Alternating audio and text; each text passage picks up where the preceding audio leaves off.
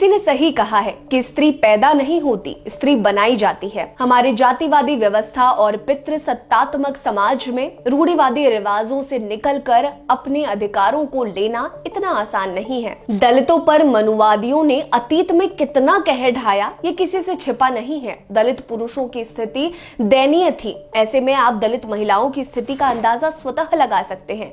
लेकिन क्या आप जानते हैं कि जातिवादी व्यवस्था का विरोध करने वाली पहली दलित महिला कौन थी? नमस्कार, मैं हूं आपके साथ रीटा और आप देख रहे हैं भीम सेना। आज की वीडियो में मैं जातिवादी व्यवस्था के खिलाफ बिगुल फूंकने वाली पहली दलित महिला के बारे में बताऊंगी, जिन्हें इतिहास ने भुला दिया है।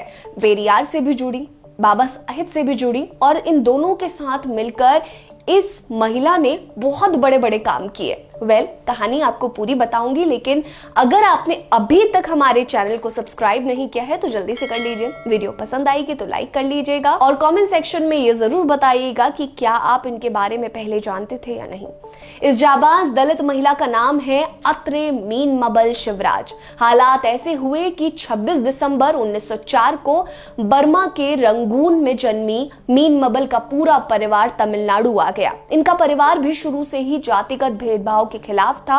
उनके परिवार में ज्यादातर लोग दलित नेता थे, जिसके चलते अत्रे मीनमबल को आंदोलन के संघर्षों के बारे में पहले से पता था। दलित पुरुष तो संघर्ष कर ही रहे थे, लेकिन दलित महिलाओं की आवाज अभी भी दबी हुई थी। समाज में दलित महिलाओं की दुर्दशा से मीनमबल का खून खौल उठता था। इसी बीच मीनमबल अपना स्नातक पूरा करने के लिए मद्रास चली गई। इसके पीछे उनकी मंशा ये भी थी कि मद्रास में जाकर वो देश की राजनीतिक स्थिति को अच्छे से समझ सकेंगी और दलित महिलाओं के लिए कुछ कर सकेंगी। दलित महिलाओं के उत्थान के लिए मीनमबल के बाजू फड़क चुके थे।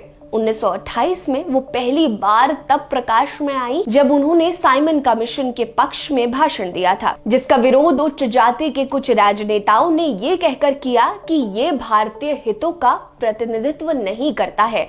जबकि अपने भाषण में मीनमबल ने साइमन कमीशन के सामने दलितों के लिए सकारात्मक कामों की अपील की थी। अब धीरे धीरे समाज में उनका कद बढ़ने लगा था। दलित महिलाएं उन्हें अपने प्रतिनिधि के रूप में देखने लगी थी। वो लंबे समय तक बाबा साहेब भीमराव अंबेडकर और पेरियार के साथ रही और दलितों के हितों में कार्य किया। उन्होंने तमिलनाडु में दलितों के मन में चेतना और जाति विरोधी आंदोलन के जरिए अलग जगाने का काम किया। ध्यान देने वाली बात है कि दिसंबर 1937 में मीनमबल ने कहा जाता है कि यदि एक परिवार में एकता ना हो तो उसका नाश हो जाता है। इसी वजह से ये ज्ञात होना चाहिए कि समाज, राष्ट्र या अन्य किसी भी चीज को उन्नति करने के लिए एकता की ताकत चाहिए। हालांकि हमारे देश से इस बात को खत्म करने में समय लगेगा, लेकिन फिर भी हमें अपने समुदाय के लोगों को एक साथ होकर ये साबित करना होगा कि हम भी उनकी तरह मनुष्य हैं।